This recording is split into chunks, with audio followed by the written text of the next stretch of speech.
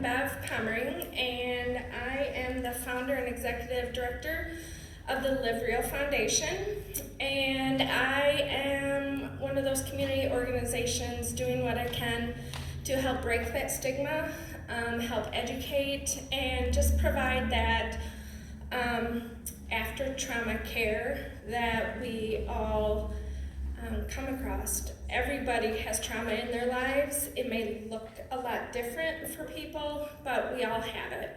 So I'm here today to share my experience with grief and giving some education on how to manage this response to a loss of something that has meant so much to us.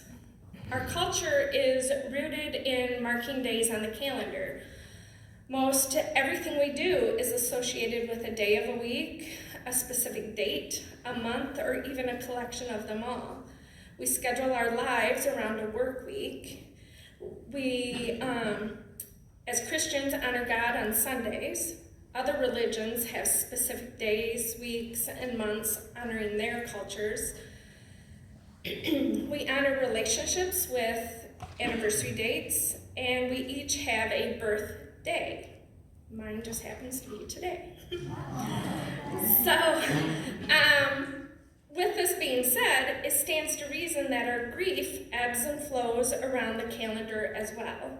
When holidays and memorable days and celebrations collide with our grief, our emotions tend to move to the extremes.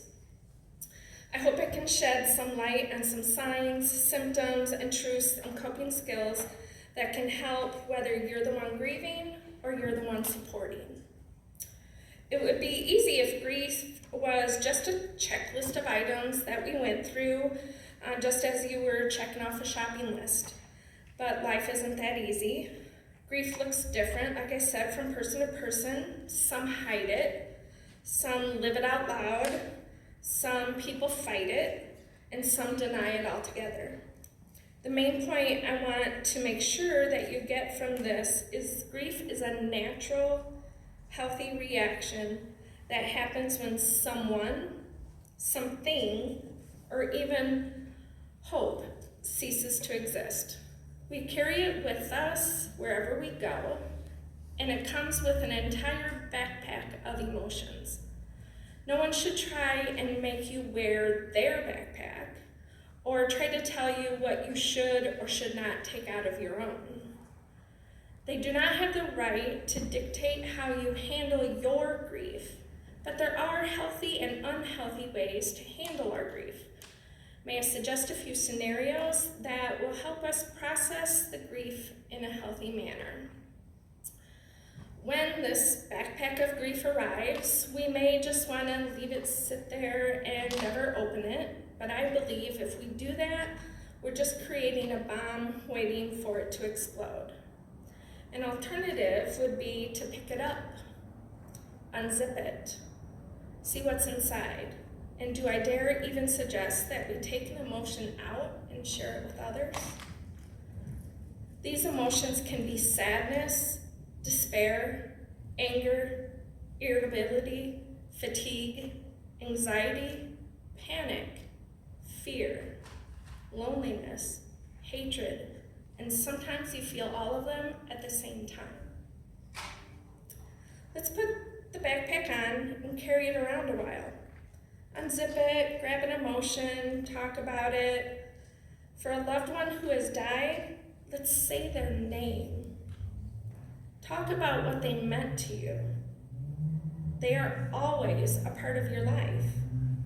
They're just not in person anymore, and you're not able to make new memories. But that does not take away the love that we have for them, nor should it diminish how we feel about them.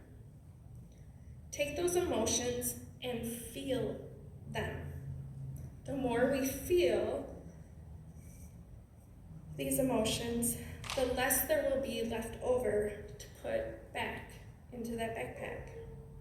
Then before we know it, it'll be easier to carry that backpack. And sometimes we won't even have to carry it around. We can leave it in the corner and let it sit a while.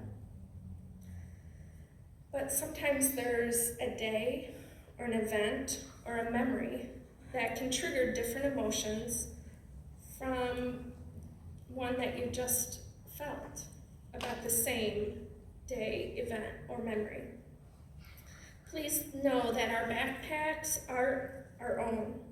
How long we wear them may be different from someone who's even going through the same grief from the same event. When it comes to those dates that I spoke about in the beginning, give yourself the freedom to change from the usual. Your entire life has changed, so it's okay to change how you celebrate those special occasions. I urge you to find new traditions where you can make new memories while celebrating the old. Allow yourself to say no. If you don't have the energy to endure a full family all-day celebration, stay home or shorten the stay. Grief takes a lot of energy out of us, and we need to make sure that we have enough energy in our reserves to maintain our own health. So if you're struggling with how you're handling your grief, please reach out and talk with someone. Find a therapist, a support group, or even a friend. The more you talk about it, the easier it will be to process it. If you need help finding the resources you're looking for, let me know. So, if you're not the one grieving, I first want you to remember everything I just said.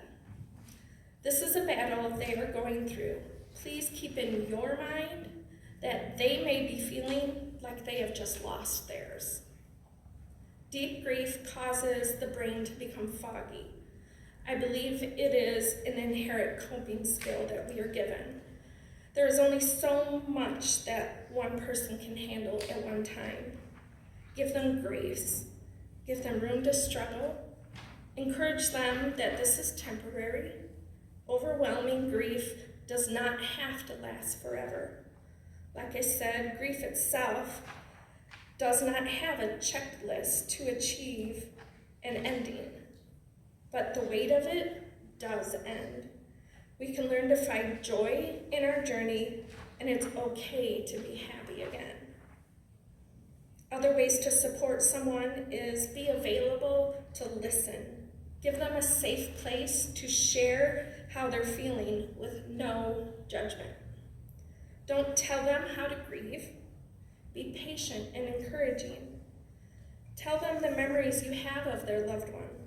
Encourage them to seek help if they are finding themselves unable to rise above the feeling of being overwhelmed by that grief. So let me show you my backpack and how I am wearing it today. As you know, we are celebrating Blue Christmas as a day to set aside and honor those who have lost their lives to overdose. My oldest son, Alex, died from fentanyl on August 27th and 28th of 2019, just 4 weeks shy of his 21st birthday. I say 2 dates here because it is relevant to how my backpack was filled and how I carry it. You see, Alex died from fentanyl while consuming what he and his friends thought was heroin. As Jordan was saying, it's this fourth wave that people don't know what's in what they're taking, and the drug toxicology showed no heroin in Alex's system. It was full fentanyl.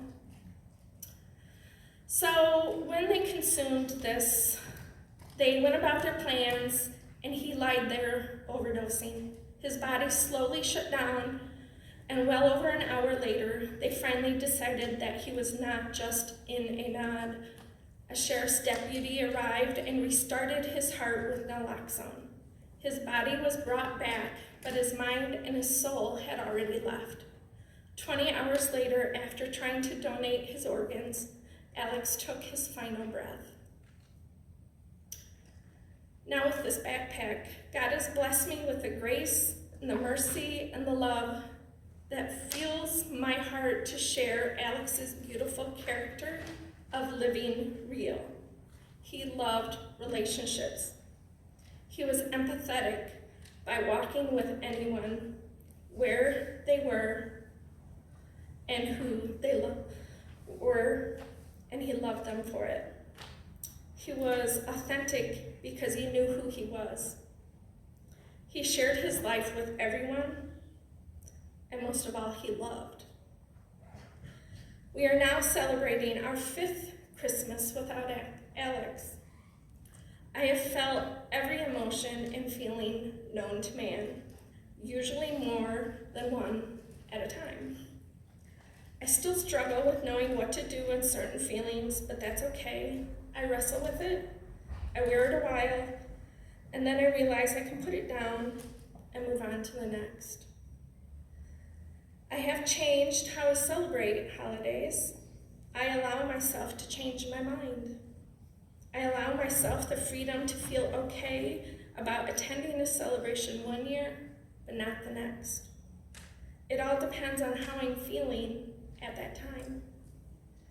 If I say I will attend a celebration, but wake up that day just too overwhelmed with memories and grief, then I call the host and I excuse myself from attending. I live life to its fullest because I know all too well that it is gone in a heartbeat. I have lost an aunt to murder, family members to difficult health issues, a cousin in a car accident, cousins to suicide, my mother in a freak lawnmower accident, my father to dementia and cancer, and now my son to opioids. We all will leave this world as we know it, so don't let your soul die before your body. Embrace the good, the bad, and the ugly, because it's really all we have. So thank you for coming today to learn about opioid loss, and I wish each of you a peaceful and joyful holiday. Thank you.